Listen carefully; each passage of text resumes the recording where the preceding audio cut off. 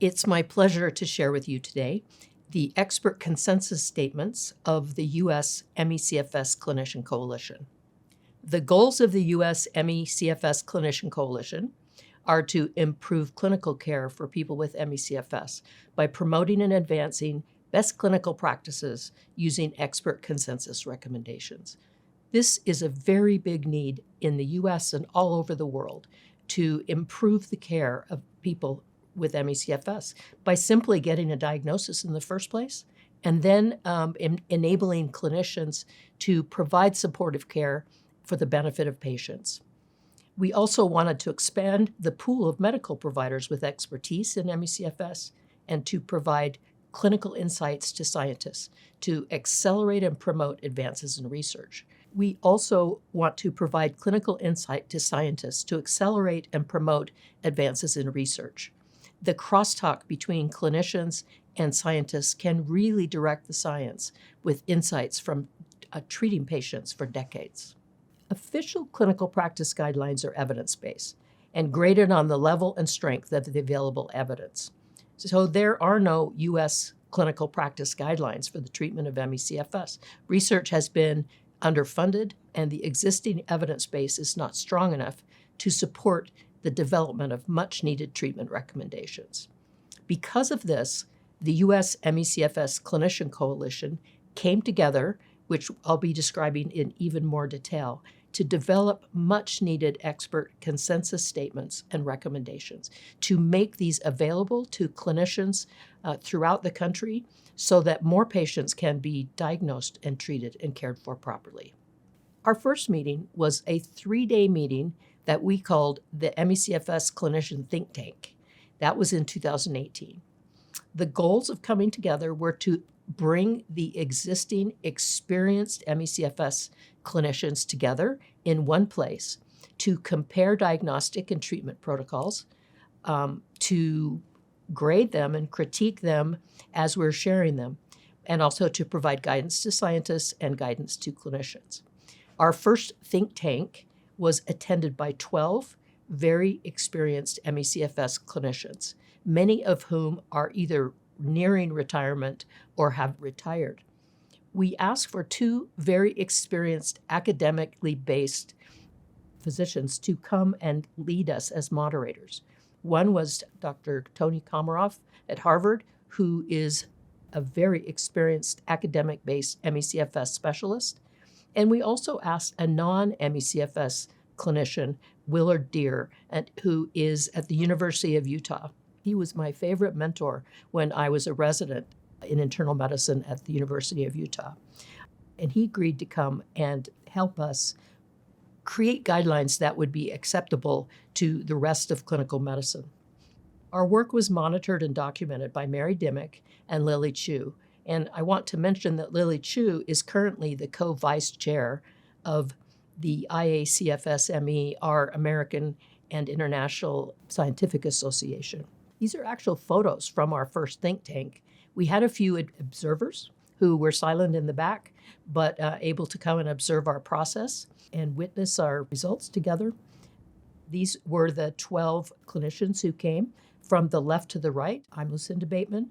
There's David Kaufman, Chuck Lapp, Allison Bested, Sue Levine, Teresa Dowell, Nancy Klimas, John Chia, Rich Podell, Dan Peterson, Benjamin Nadelson, and one of our moderators, Tony Komaroff.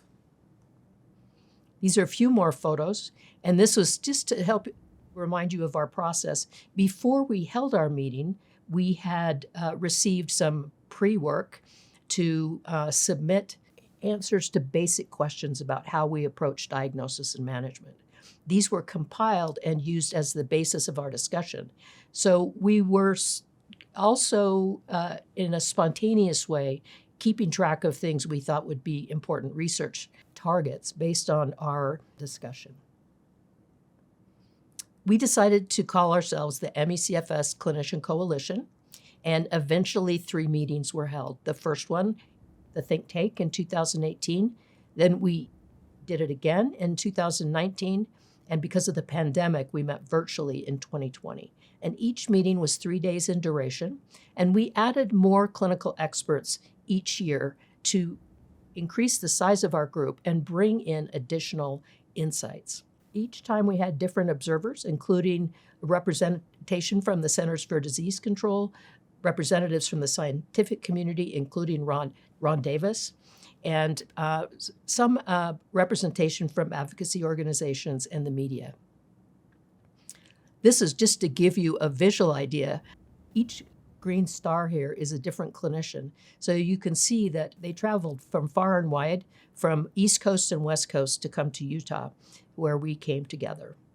The ME/CFS Clinician Coalition is a group of U.S.-based experts who have collectively spent hundreds of years treating many thousands of ME/CFS patients. This group has authored primers on clinical management, served on the CDC medical education initiatives, and participated as Institute of Medicine committee members for the 2015 ME/CFS clinical diagnostic criteria, and many actively engage in ME/CFS research. So these are the members of the current ME/CFS Clinician Coalition, and I listed them by specialty so you can see the broad array of expertise that joined our group. The majority of people were board certified in internal medicine, and in addition, we had 4 infectious disease specialists, 2 neurologists. Dr. Bested is a hematologic pathologist. We have Nancy Klimas, an immunologist, Braden Yeoman, a rheumatologist, and Ronald Thompson, who sadly has passed away, who had expertise in surgery and in ICU management. We also invited a family nurse practitioner, Dr. Teresa Dowell, who's a PhD nurse practitioner. So our process, I think, is becoming a little more clear. It was a little bit structured, but also lots of free discussion. We shared our treatment insights. We discussed each other's treatment approaches. We compiled lists after the first meeting, and these lists were passed around many times, circulated, refined throughout the year, and then readdressed and refined in subsequent meetings. I was a little surprised that we all had a little different treatment approaches, and so it was good to come together. We all learned from each other, and it was a very positive experience. As we went through these lists, we would critique items on the list, and they were eventually ranked in order of consensus among us about which ones were the most highly or reliably effective, and there were some that we've decided were probably not effective or too infrequently effective to consider in our recommendations. I'm going to go through these in a little more detail, but this is a list of the work of the U.S. ME/CFS Clinician Coalition. The first year, we didn't really have a product, so at the end of our meeting, we decided we would provide a consensus statement against graded exercise therapy as a primary intervention for ME/CFS. And our statement was published in Medscape, which is a major medical online resource. The next year, the product at the end of our meeting was a 6-page expert consensus statement for diagnosing and treating ME/CFS. This document really had a target audience of the larger medical community so that it would be clear in a very concise way how we view patients and our general approach to management. In 2020, we launched a website, and you can learn more about it as we go through the talk. In 2021, we finally had the beginnings of our product, and we put 2 more detailed recommendations on the website, one for testing and one for treatments. And at the end of 2021, we were able to publish a consensus paper in the Mayo Clinic Proceedings, an open access journal, and a highly respected journal. The 2019 expert consensus statement was 6 pages in length.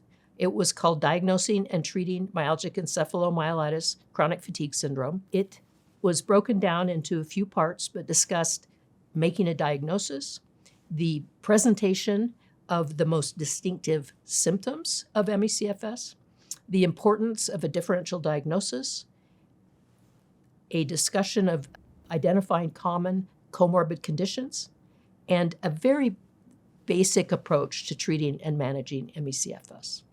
This is our website, the U.S. ME/CFS Clinician Coalition.org, and this was a place for us to put our resources so that they were available to anybody who wants to learn from them.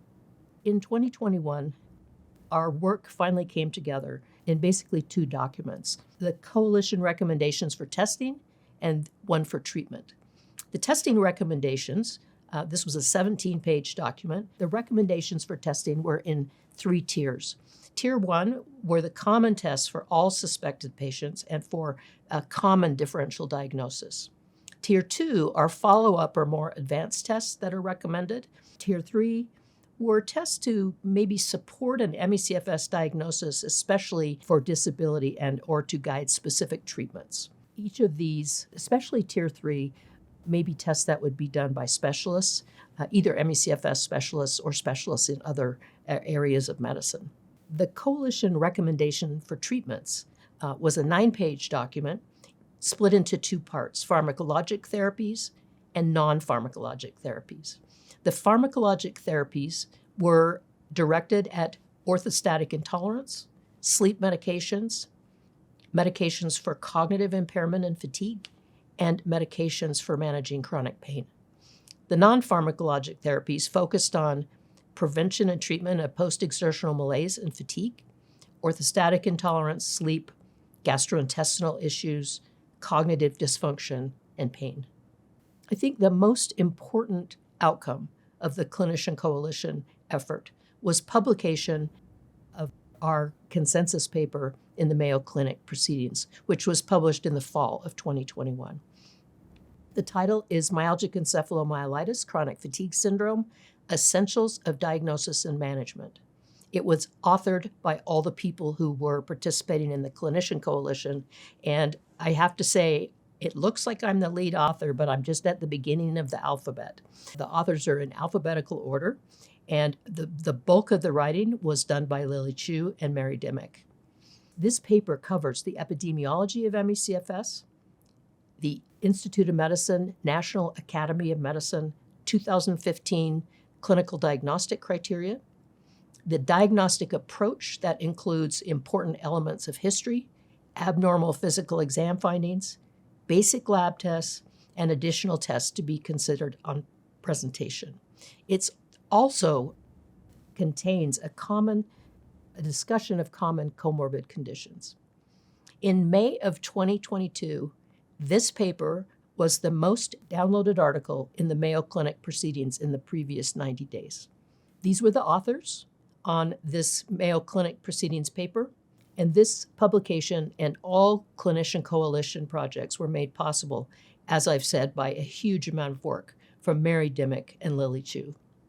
The events were held at Bateman Horne Center. And here's our website again, MECFSClinicianCoalition.org. Thank you very much, and I hope it becomes a useful resource.